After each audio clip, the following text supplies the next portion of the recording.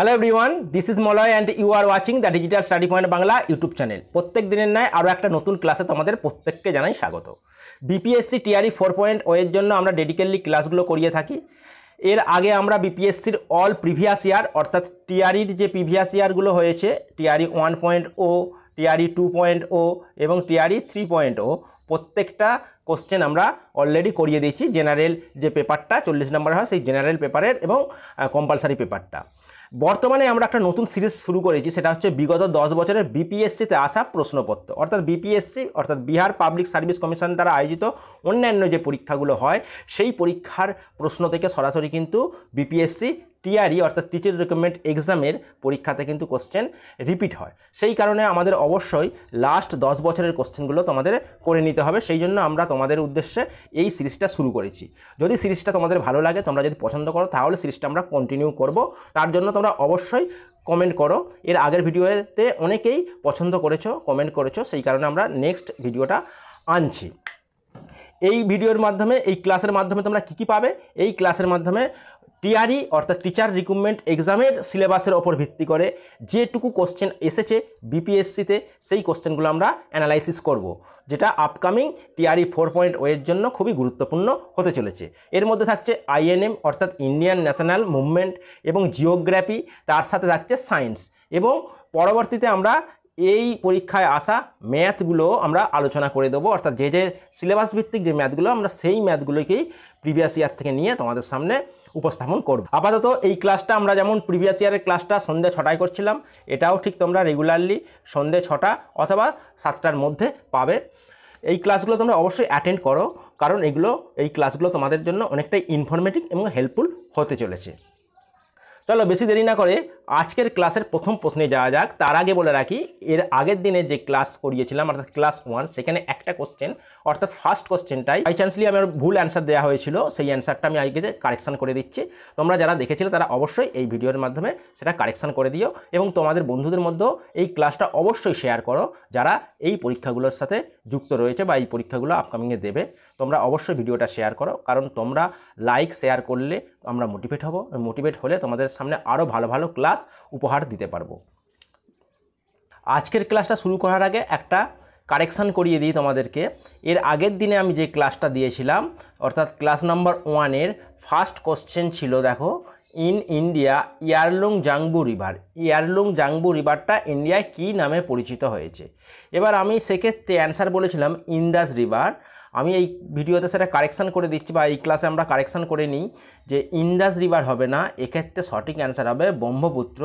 Kindly তোমরা একটু কারেকশানটা করে নিও, এর আগের দিনে আমার ভুল হয়েছিল। এক্ষেত্রে সঠিক অ্যান্সার কী হবে? অপশান সি, ব্রহ্মপুত্র সঠিক অ্যান্সার হবে। তোমরা একটু কারেকশান করে নিও। আজকের ক্লাসের প্রথম প্রশ্নটা দেখো, আজকের ক্লাসের ফার্স্ট প্রশ্ন।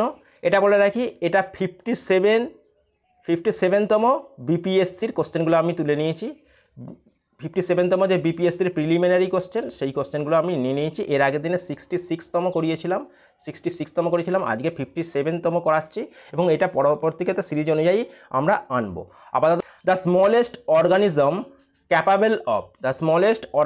Capable of autonomous growth and reproduction. বলছে সবথেকে ক্ষুদ্রতম যে অণুজীবী যেটা নিজে থেকেই বেড়ে ওঠে এবং উৎপাদন করে বা বংশ বিস্তার করে, সেটা কোনটি? অপশান এ দেখো virus, option B bacteria, option C mycoplasma, and option D bacteriophage.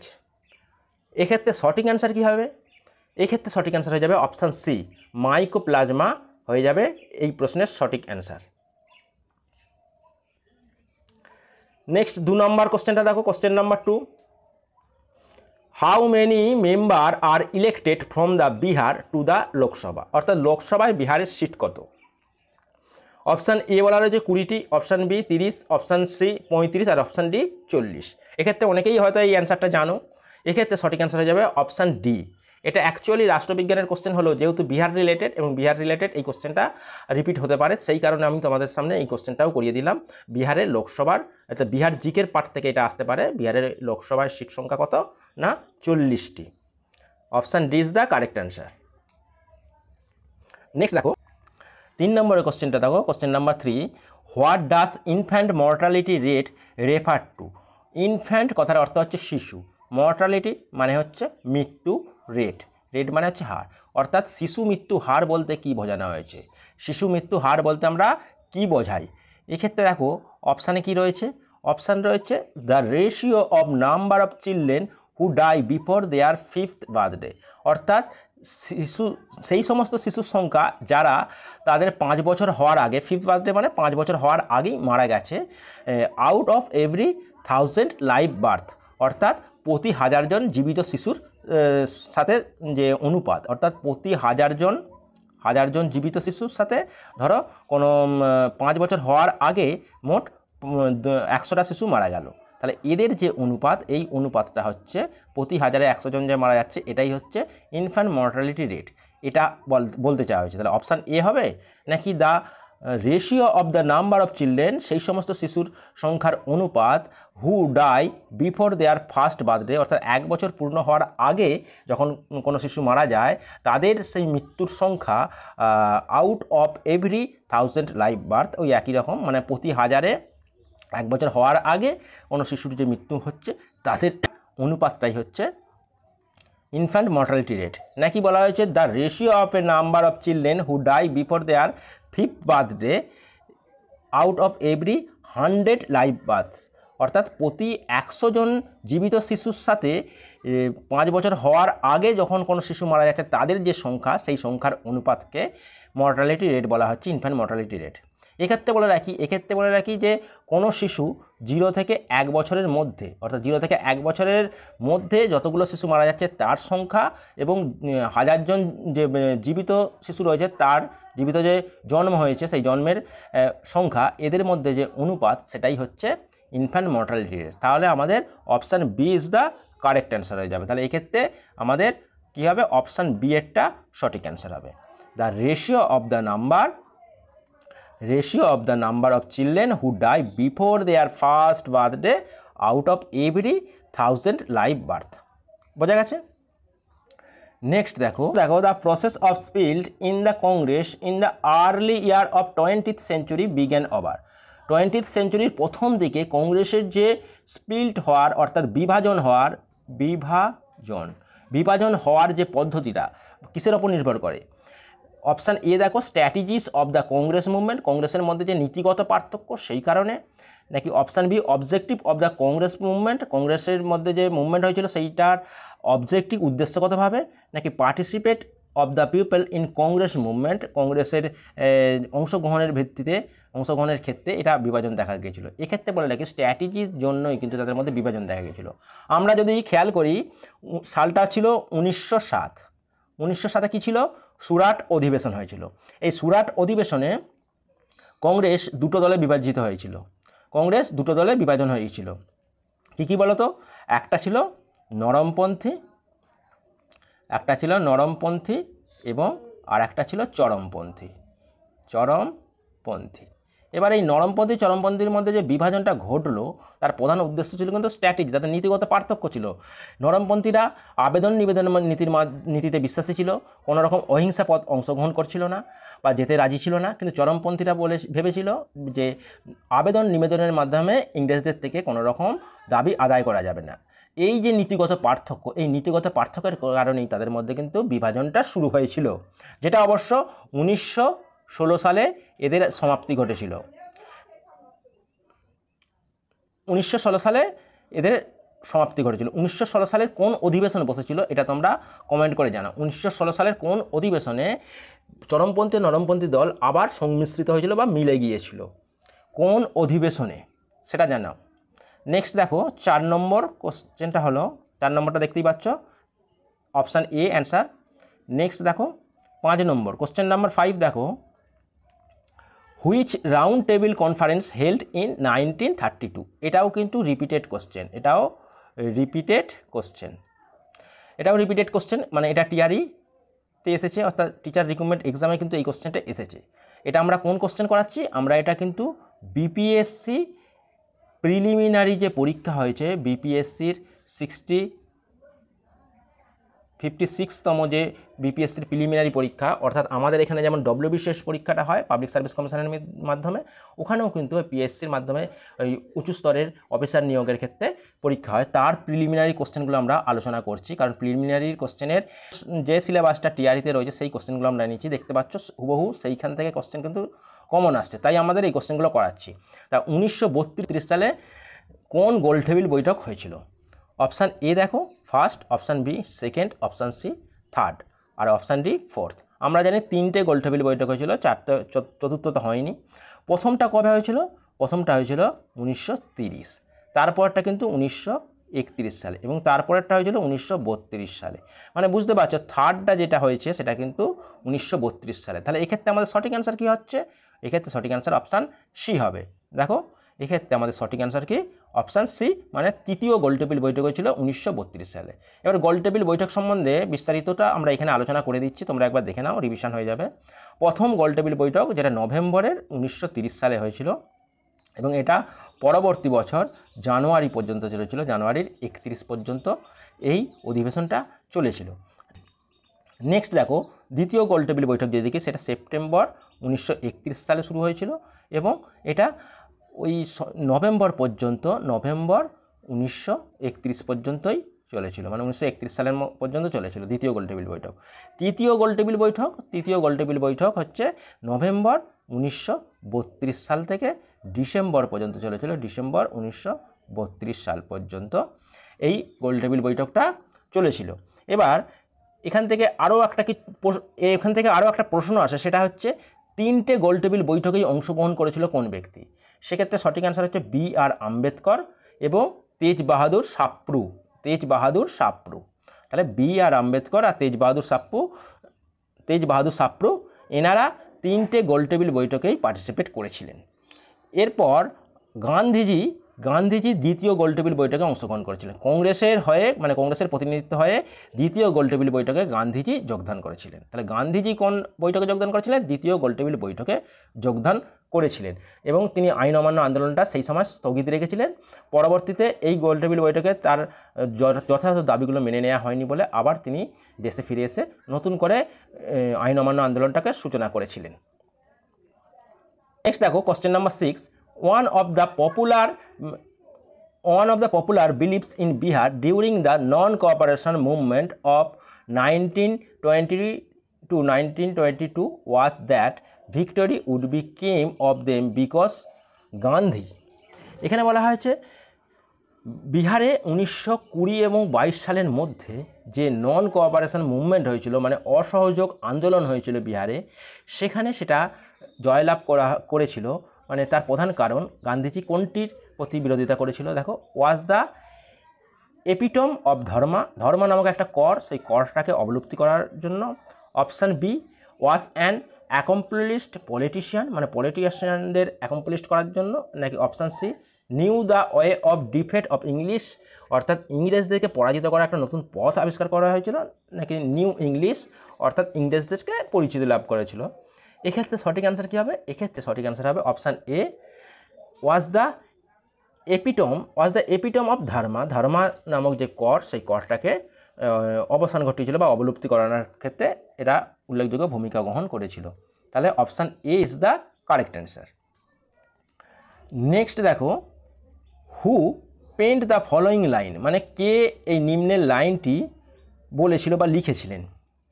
বলা রয়েছে সারফারসি কি তামান্না আব হামারা দিল মে হ্যাঁ, দেখনা হ্যাঁ জোর কিদনা বাজু কি তাকাত মে হ্যাঁ। এই যে উক্তিটি কে লিখেছিলেন বা কে গেয়েছিলেন বা বলেছিলেন, এটা বলতে পারো। তাহলে এক্ষেত্রে অপশান রয়েছে বিসমিল, অপশান বি রয়েছে রাজগুরু, অপশান সি রয়েছে Bhagat Singh, and option D রয়েছে আজাদ। এক্ষেত্রে সঠিক অ্যান্সার কী হবে? এক্ষেত্রে সঠিক অ্যান্সার হয়ে যাবে অপশান এ বিসমিল। এবার বিসমিল হলো বিহারের একজন উর্দু লেখক। তাকে আমরা যে নামে চিনি তিনি হলেন রামপ্রসাদ বিসমিলকে বলা হয়েছে। তিনি একজন, এই বিসমিল আজামিবাদ এ পয়েট অফ বিহারের একজন কবি। তিনি এই লাইনটি ফ্রিডম স্ট্রাগলের বিরুদ্ধে, মানে ফ্রিডম স্ট্রাগল এগেনস্ট দ্য ব্রিটিশদের বিরুদ্ধে যে ভারতের স্বাধীনতা সংগ্রাম ছিল তার সময় এটা রচনা করেছিলেন। দিস লাইন রেসিটেড, মানে এই লাইনটি গেয়েছিলেন বা লিখেছিলেন কে? Ramprasad Bismil before he was hanged to death, মানে তার ফাঁসি দেওয়ার আগে। তিনি কে ছিলেন? তিনি একজন ফ্রিডম ফাইটার ছিলেন এবং ট্যালেন্টেড কবি ছিলেন, হু রোট ইন উর্দু অ্যান্ড হিন্দি। তিনি উর্দু এবং হিন্দি ভাষাতে বিভিন্ন রচনা লিখতেন, বিভিন্ন পেন নামে, মানে ডাক নামে। যার তিনি রাম নামে লিখেছেন, আগুয়াত নামে লিখেছেন, বিসমিল নামে লিখেছেন। তাহলে বিসমিল বলতে এখানে রামপ্রসাদ বিসমিলকে বলা হচ্ছে, বা রামপ্রসাদ বিসমল আমরা যেটাকে বলি তাকে বলা হচ্ছে। নেক্সট দেখো question number 8। Swami Sahajanand Saraswati formed the all India united Kisan Sabha with the demand for nationalism of land and waterways। এই কোশ্চেনটা কিন্তু রিপিটেড কোশ্চেনের ভাষাটা এখানে আলাদা হলেও কোশ্চেনটা কিন্তু এসেছে টিআরই 2.0, টিআরই 3.0 তো এসেছে কোশ্চেনটা। দেখো এখানে বলেছে স্বামী সহজানন্দ সরস্বতী, যিনি ভারতের কিষাণ সভা, ইউনাইটেড কিষাণ সভা প্রতিষ্ঠা করেছিলেন। সেই ইউনাইটেড কিষাণ সভাটা যে প্রতিষ্ঠিত হয়েছিল কোন সময় প্রতিষ্ঠা হয়েছিল? Option A just before his death, তার ঠিক মৃত্যুর আগে। At the very young age, মানে তার অনেক, তিনি যখন যুবক ছিলেন তার যুবক বয়সে। ইন দ্য 1930, অর্থাৎ 1930-এর দশকে, নাকি ইন দ্য 1920 এবং 1920 সালে। এক্ষেত্রে সঠিক অ্যান্সার হয়ে যাবে 1930 সালে যে অল ইন্ডিয়া কিষাণ সভা, এটা তিনি প্রতিষ্ঠা করেছিলেন। কে করেছিলেন? স্বামী সহজানন্দ সরস্বতী। নেক্সট দেখো question number 9। In dash the right of the tenants on land in Bengal and Bihar were given by the Bengal Tenancy Act, অর্থাৎ বেঙ্গল টেন্যান্সি অ্যাক্ট কবে প্রকাশিত হয়েছিল বা কোন সালে এটা প্রচলিত হয়েছিল, যার মাধ্যমে বাংলা এবং বিহারে যে ল্যান্ডের ওপর টেন্যান্সি প্রজাস্বত্ব যে অধিকার, সেই অধিকারটা দেয়া হয়েছিল কত সালের আইন অনুসারে? এক্ষেত্রে অপশান রয়েছে 1885, option B 1886, option C 1889 and option D 1900। এক্ষেত্রে সঠিক অ্যান্সার হয়ে যাবে অপশান এ 1885 সালের আইন অনুসারে বাংলা বিহারে প্রজাতন্ত্র যে আইনটা কার্যকর করা হয় এবং প্রজাস্বত্ব অধিকারটা দেয়া হয়েছিল। তাহলে এক্ষেত্রে option A is the correct answer, option A is the correct answer. Next question number 10। Who raised the demand of complete independence for the first time, প্রথমবারের জন্য সম্পূর্ণ স্বাধীনতার দাবি জানিয়েছিল 1921 সালে। 1921 সালে কি? Option A Maulana Mohammad Ali, option B Pandit Jawaharlal Nehru, option C Mahatma Gandhi and option D রয়েছে মৌলানা হজরত মোহানি। এবার মৌলানা হজরত মোহানি এক্ষেত্রে সঠিক অ্যান্সার হয়ে যাবে। উর্দু কবি ছিলেন তিনি, প্রথম 1921 সালে কমপ্লিট ইন্ডিপেন্ডেন্সের যে ডিম্যান্ড, সেই ডিম্যান্ডটি তিনি করেছিলেন।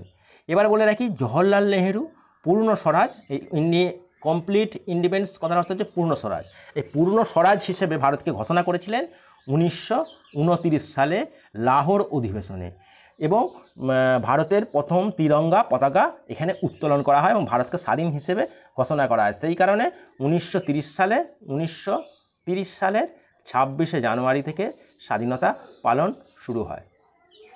এই হচ্ছে বিষয়। নেক্সট দেখো question number 11। Who was the first Indian woman president of the Indian national Congress, ভারতের জাতীয় কংগ্রেসের প্রথম মহিলা যে সভাপতি ছিলেন, প্রেসিডেন্ট ছিলেন, তিনি কে? অপশান এ রয়েছে Mrs Annie বেসান্থ, option B A রয়েছে সুচেতা কৃপালিনী, অপশান সি এ রয়েছে Sarojini Naidu and option D রয়েছে ইন্দিরা গান্ধী। এখানে ইন্ডিয়ান ওম্যান বলা হয়েছে, ভারতীয় মহিলাদের মধ্যে যে প্রেসিডেন্ট হয়েছিলেন তিনি হলেন অপশান সি সরোজিনী নাইডু।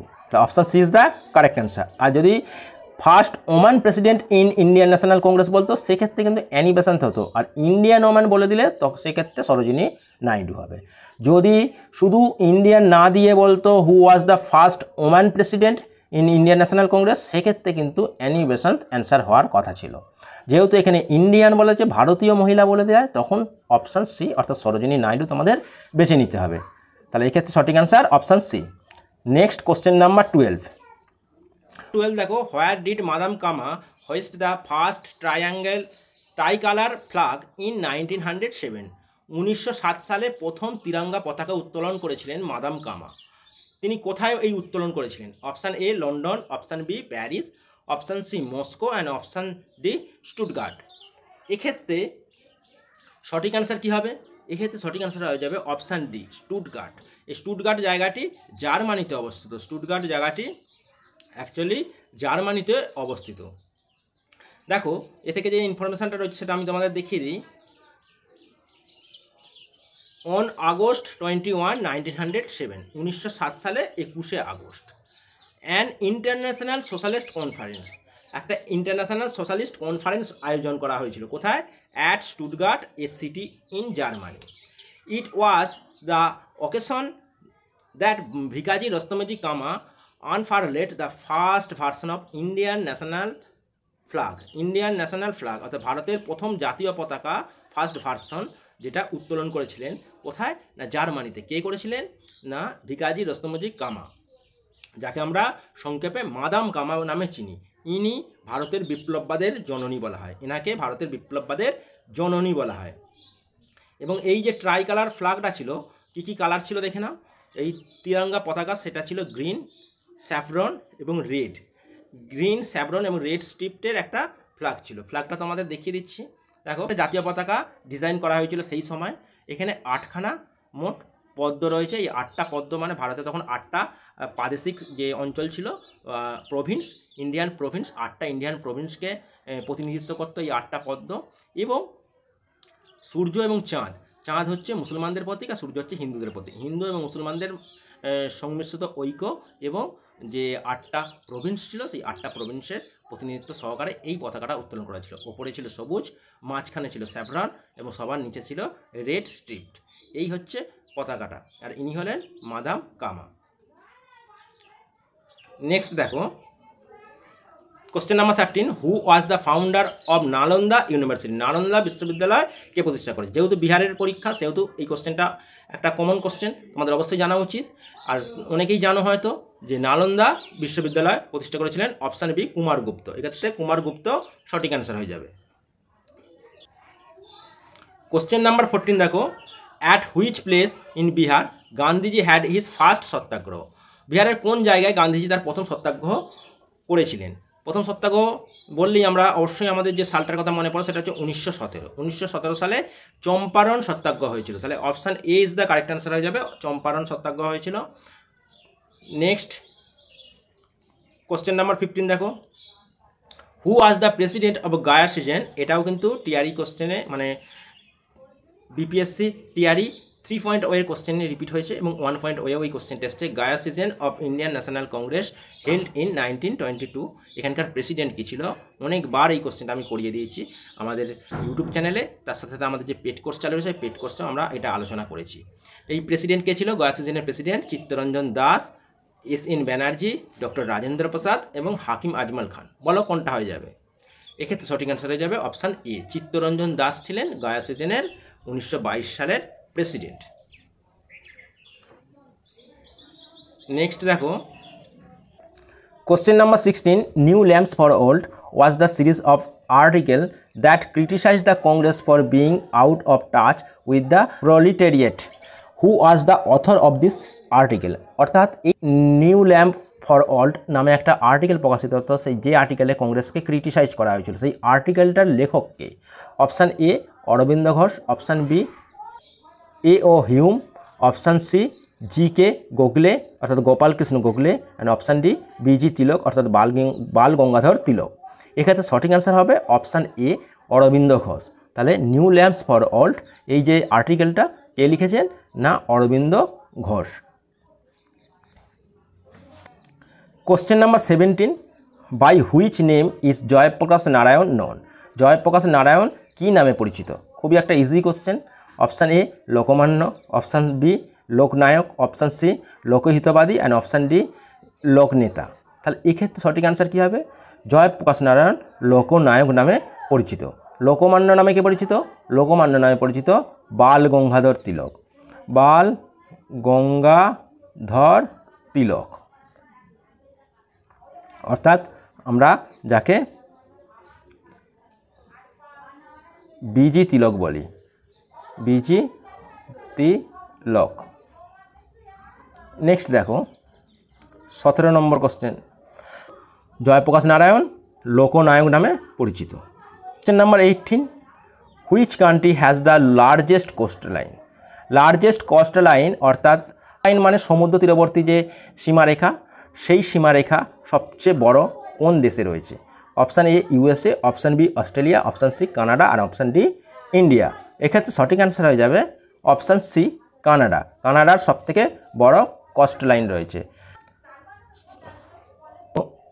এখানে কোস্টাল লাইন যদি আমরা দেখি, কানাডার এই প্রান্ত থেকে শুরু হয়ে একদম টোটাল তোমরা যে সীমানাটা দেখতে পাচ্ছ, এখানে অনেক সূক্ষ্ম সূক্ষ্ম দ্বীপ রয়েছে।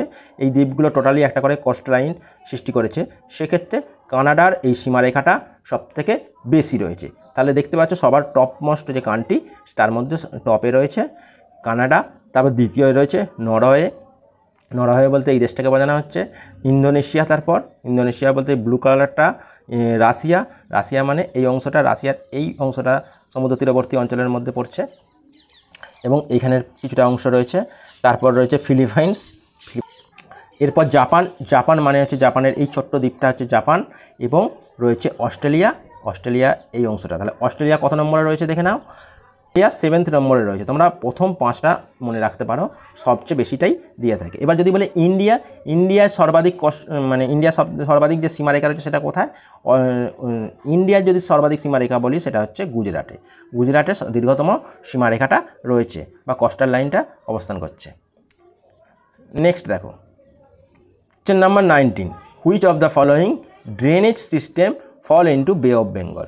অর্থাৎ ভারতের কোন নদীগুলি বে অফ বেঙ্গল মানে বঙ্গোপসাগরে পড়েছে? বে অফ বেঙ্গল মানে বঙ্গোপসাগর, বঙ্গোপসাগরে পতিত হয়েছে। বঙ্গোপসাগরে পতিত হয়েছে কোন কোন নদীগুলো? দেখো অপশান এতে রয়েছে গঙ্গা, ব্রহ্মপুত্র এবং গোদাবরী। আমরা প্রত্যেকেই জানি গঙ্গা নদী, ব্রহ্মপুত্র নদী, গোদাবরী সবাই কিন্তু বঙ্গোপসাগরে এসেই মিলিত হয়েছে। এরপর অপশান বি রয়েছে মহানদী, কৃষ্ণা, কাবেরী, এরাও কিন্তু বঙ্গোপসাগরে পতিত হয়েছে। এরপর রয়েছে লুনি, নর্মদা, তাপ্তি, এরা হচ্ছে পশ্চিম বাহিনী নদী। পশ্চিম বাহিনী নদীগুলো আরব সাগরে মিশেছে, এরা আরব সাগরে মিশেছে। আরব সাগর, এরা কিন্তু আরব সাগরে মিশেছে। তাহলে এক্ষেত্রে অপশান সি হবে না, অপশান এ আর বি হবে। সেই কারণে আমরা অপশান ডি বেছে নেব, যেহেতু অপশান এ আর বি অপশান ডি এর মধ্যে ইনক্লুড করা রয়েছে।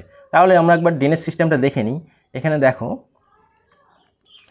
এটা হচ্ছে গঙ্গা নদী, গঙ্গা রিভার, যেটার একটা শাখা পশ্চিমবঙ্গের মধ্যে দিয়ে বঙ্গোপসাগরে পতিত হয়েছে, আর একটা বাংলাদেশের মধ্যে দিয়ে বঙ্গোপসাগর পতিত হয়েছে। এদিক দিয়ে আসছে ব্রহ্মপুত্র নদী।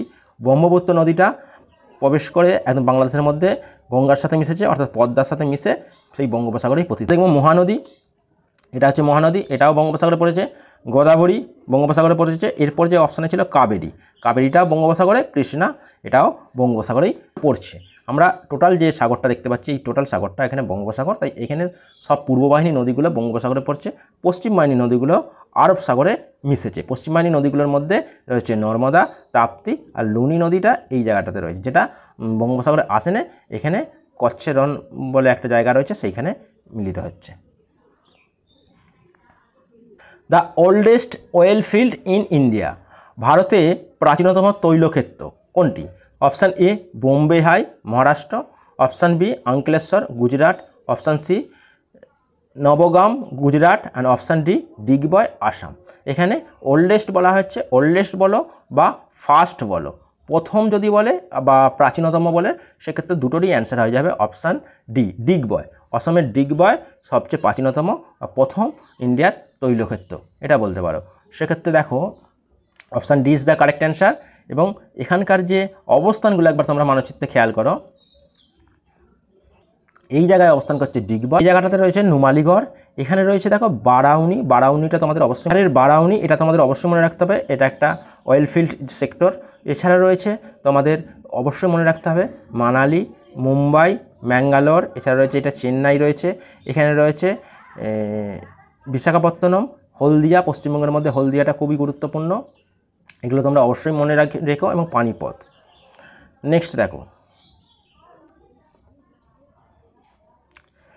Question number 21, which is the largest metal trading centre? Largest metal trading centre অর্থাৎ বিশ্বের মধ্যে বৃহত্তম যে ধাতু ব্যবসায়ী কেন্দ্র, সেটি কোথায় অবস্থিত? অপশান এ দেখো Johannesburg, option B New York, option C London, আর অপশান ডি সিঙ্গাপুর। এক্ষেত্রে সঠিক অ্যান্সার কী হবে? এক্ষেত্রে সঠিক অ্যান্সার হয়ে যাবে option C London. London is the correct answer.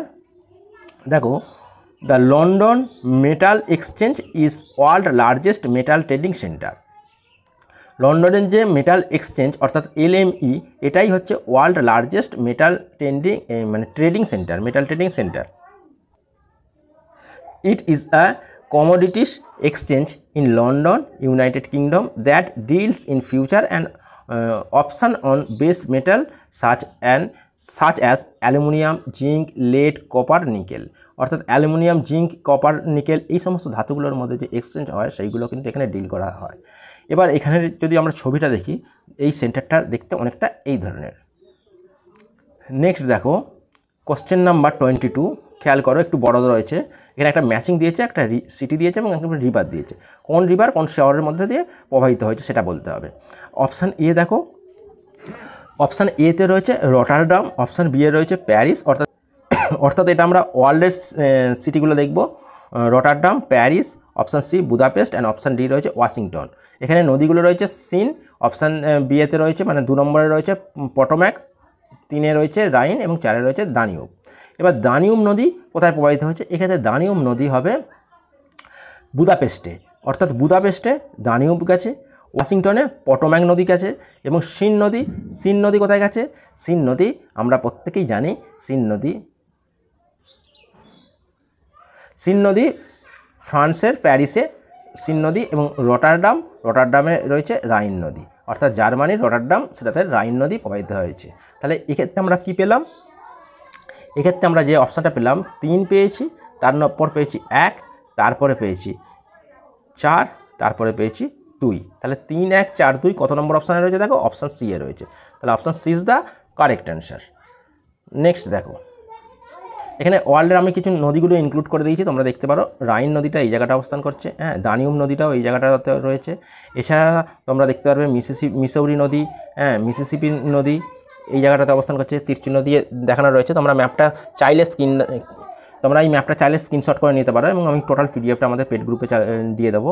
দেখো, এছাড়া জামবেজি নদী রয়েছে, এখানে গঙ্গা নদী রয়েছে, ইয়ারলুং, এই যে ইয়ারলুং নদীটা, এই ইয়ারলুং নদীটাই পরীক্ষায় এসেছিলো, ইয়ারলুং নদী, যেটা আমরা প্রথম দিনে আলোচনা করেছিলাম। এছাড়া নীল নদী রয়েছে, white Nile, blue Nile, Congo river. Next দেখো, question number 23, the largest producer of aluminium প্রডিউসারের ক্ষেত্রে লার্জেস্ট কোনটা ইন ওয়ার্ল্ড? এবং এটা করছি 2015 সালের কোশ্চেন সেট। যেহেতু বর্তমান 2024 সাল, তাই এর ডাটাটা চেঞ্জ হয়েছে। অর্থাৎ এখানে ওয়ার্ল্ড লার্জেস্ট যে প্রডিউসার অফ অ্যালুমিনিয়াম উৎপাদনে বিশ্বের মধ্যে সবথেকে বৃহত্তম দেশ জানতে চেয়েছে। এখানে অপশানে রয়েছে ফ্রান্স, ইন্ডিয়া, USA এবং ইটালি। তখন অপশান, সেই সময়ের উত্তর যদি আমরা বেছে নিই তাহলে USA হবে, কিন্তু বর্তমানে ওটা চেঞ্জ হয়ে যাবে। অ্যালুমিনিয়াম উৎপাদনকারী দেশগুলো আমরা দেখে নেব। এখানে দেখো, বর্তমানে এটা আমরা 2024-এর ডাটা নিয়েছি। 2024 সালের ডাটা অনুসারে চায়না প্রথম হচ্ছে, অ্যালুমিনিয়াম উৎপাদনে প্রথম কে? চায়না। এরপর তোমরা দেখতে পারো চায়নার পর রয়েছে ইন্ডিয়া, তারপর রয়েছে রাশিয়া কানাডা প্রায় সেম পজিশনে রয়েছে, রাশিয়া কানাডা সেম পজিশনে রয়েছে। তারপর ইউনাইটেড আরব আমিরশাহী, এবং 14% যেটা দিয়েছে আদার্স কান্ট্রি, মানে অন্যান্য কান্ট্রিগুলো, সেগুলোকে বিভাজন করে দেখায়নি। তার সর্ববৃহতের পরিমাণটা আমরা বললাম, সেক্ষেত্রে চায়না, সেকেন্ডে কিন্তু ইন্ডিয়া হবে। দেখো, question number 24, which movement started after partition of Bengal অর্থাৎ বঙ্গভঙ্গ পর কোন আন্দোলন সূচনা হয়েছিল? বঙ্গভঙ্গ কবে হয়েছিল? 1905। কার দ্বারা? লর্ড কার্জনের দ্বারা বঙ্গভঙ্গ হয়েছিল। সেই বঙ্গভঙ্গের ফলে তার বিরোধিতা স্বরূপ কোন আন্দোলন হয়েছিল? দেখো, option A civil disobedience movement, যেটা আইন অমান্য আন্দোলন বলি। অপশান বি স্বদেশী মুভমেন্ট, এবং option C quit India movement, যেটা ভারত ছাড়া আন্দোলন। Option D non cooperation movement, মানে অসহযোগ আন্দোলন। এবার অসহযোগ আন্দোলন হয়েছিল কবে? অসহযোগ আন্দোলন হয়েছিল 1921 সালে। কুইট ইন্ডিয়া মুভমেন্ট 1942 সালে। স্বদেশী মুভমেন্ট 1906 সালে। যেহেতু বঙ্গভঙ্গের কাছে কোনটা? 1906, তাহলে এক্ষেত্রে সঠিক অ্যান্সার কিন্তু অপশান বি হবে, স্বদেশী মুভমেন্ট হয়েছিল সেই সময়। এবং সিভিল ডিসওবিডিয়েন্ট মুভমেন্ট, এটা কিন্তু চালু হয়েছিল 1930 সালে। এই 3টে আন্দোলনই কিন্তু গান্ধীজির দ্বারা আয়োজিত হয়েছিল বা পরিচালিত হয়েছিল। নেক্সট দেখো, এটা option B is the correct answer. এবং নেক্সট কোশ্চেনটা আমরা 25 নম্বর কোশ্চেনটা খেয়াল করি। The Pennines, the Appalachian, the আরাবল্লী, এই যে মাউন্টেনগুলো এগুলো কিসের উদাহরণ? অপশান এ দেখো young mountain, option B old mountain, option C block mountain, option D fold mountain. The Pyrenees ইউরোপে অবস্থান করছে, অ্যাপেলেচিয়ান আমেরিকা অবস্থান করছে, আরাবল্লী ইন্ডিয়াতে অবস্থান করছে। এক্ষেত্রে এরা সবগুলোই ওল্ড মাউন্টেন পর্বতের উদাহরণ, প্রাচীন ভঙ্গিল পর্বতের উদাহরণ। এক্ষেত্রে option B is the correct answer হয়ে যাবে। এখানে কিছু মাউন্টেনগুলো ফল মাউন্টেনগুলো আমরা এখানে দেখিয়ে দিয়েছি। দেখো ইউরাল পর্বতটা এই জায়গায় অবস্থান করছে, হিমালয়টা এখানে অবস্থান করছে, অ্যাটলাস আলপস পর্বতটা এখানে, কোকেসাস পর্বতটা এখানে রয়েছে, অ্যাপেলেচিয়ানটা এই জায়গাটা অবস্থান করছে, রকি পর্বত এখানে এবং আন্দিজ পর্বতমালা এখানে। এখানে রকি পর্বত, রকি, আন্দিজ, এছাড়া রয়েছে তোমার হিমালয়, আলপস, এইগুলো হচ্ছে নবীন ভঙ্গিল পর্বতের মধ্যে পড়ছে। অ্যাপেলেচিয়ান হচ্ছে প্রাচীন ভঙ্গিল পর্বতের মধ্যে পড়ছে।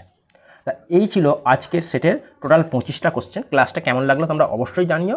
এই ধরনের ক্লাস যদি চাও তোমরা অবশ্যই কমেন্ট করো এবং ক্লাসগুলো অবশ্যই বন্ধুদের মধ্যে শেয়ার করো যাতে অনেকেই দেখার সুযোগটা পায়। ভিডিওটা ভালো লাগলে অবশ্যই একটা লাইক করো, চ্যানেলে নতুন হয়ে থাকলে চ্যানেলটি সাবস্ক্রাইব করে পাশে থাকো। থ্যাংক ইউ, দেখা হচ্ছে নেক্সট ক্লাসে।